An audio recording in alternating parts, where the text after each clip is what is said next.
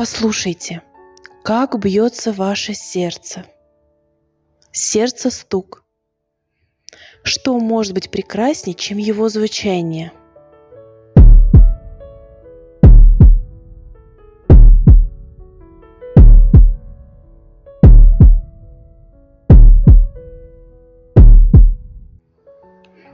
Это сердце вашего стук, ритм вашей здоровой жизни и гарантия долголетия.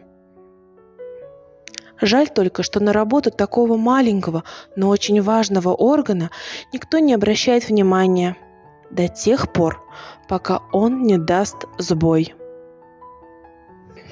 Предлагаем вашему вниманию видеопрезентацию. Посмотрев ее, вы узнаете, что такое синхронизация сердец и как сохранить сердце здоровым. 29 сентября отмечается Всемирный день сердца. Сердце – двигатель человека. Оно работает 24/7 и никогда не отдыхает. Человеческое сердце неутомимо качает кровь на протяжении всей жизни. Эта невероятно выносливая мышца представляет собой сложный биологический мотор, который обеспечивает наше существование. Вес сердца составляет менее 400 грамм. Величина этого органа зависит от пола человека, общего размера тела, а также генов. Обычно о размере сердца здорового человека можно судить по величине его кулака. Некоторые болезни вызывают увеличение размера сердца, а вот недостаточное питание может привести к снижению его массы и объема. Сердце среднего взрослого человека ударяет примерно 72 раза в минуту, 100 тысяч раз в день. А у животных частота сердцебиения обратно пропорциональна размеру животного. Например, частота сердечных сокращений у слона, самого крупного наземного животного, масса тела которого достигает 7 тонн, составляет всего 25 ударов в минуту.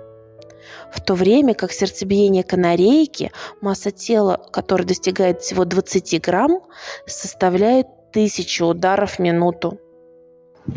А еще существует такое явление, как синхронизация сердец.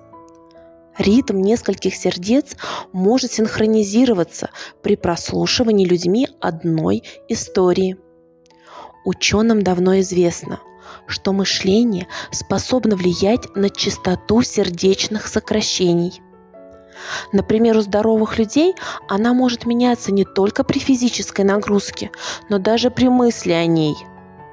Известно, что ритм замедляется при медитации и ускоряется при тревоге и удивлении. Ученые проверили, что именно способствует синхронизации ритма сердца при прослушивании текстов. Они провели эксперимент. Добровольцы слушали фрагменты книги Жюля Верна «20 тысяч лье под водой». В это время каждому из участников исследования проводили электрокардиографию. Изменения, которые она фиксировала, зависели от событий в книге. У большинства сердце ускорялось и замедлялось в одних и тех же эпизодах повествования. А еще оказывается, что музыка синхронизирует сердцебиение хористов. У певцов, поющих в хоре, синхронизируется сердцебиение, и в результате их пульс учащается и замедляется одновременно, говорится в исследовании ученых.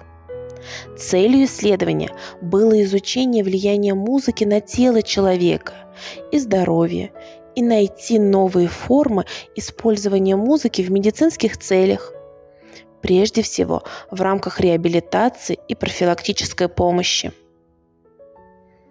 В этой части исследования ученые уже доказали, что музыка влияет на частоту сердечных сокращений каждого хориста. При этом пульс всех певцов синхронизируется во время пения. Он очищается и замедляется в одно и то же время.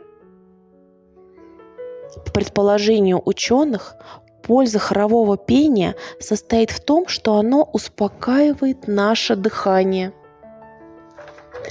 нормализует сердечный ритм, а это, в свою очередь, положительно влияет на здоровье.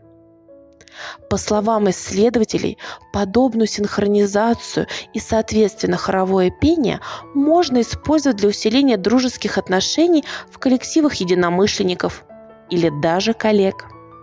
Есть множество способов, как сохранить сердце здоровым.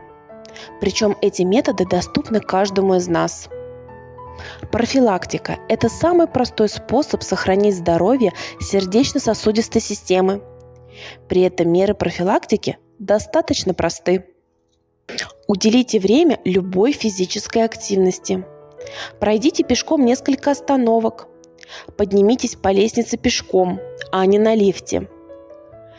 Снизьте уровень стресса. Смотрите комедии, а не драмы. Ограничьте поток негативных новостей. Читайте добрые книги. Откажитесь от сигарет. Высыпайтесь. Разнообразьте питание. На столе обязательно должны быть овощи, зелень, рыба, продукты из цельного зерна. Обратитесь к врачу, если заметили повышение давления.